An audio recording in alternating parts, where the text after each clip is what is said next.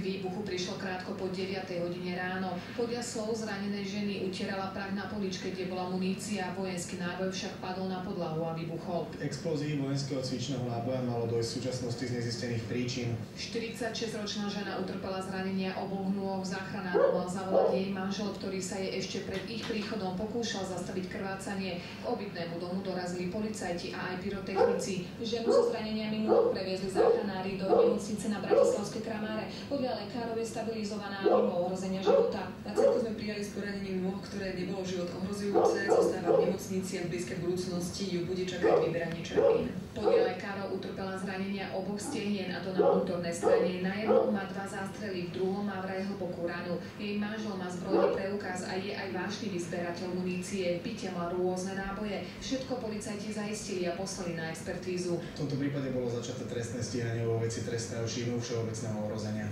Silvia Mračnová.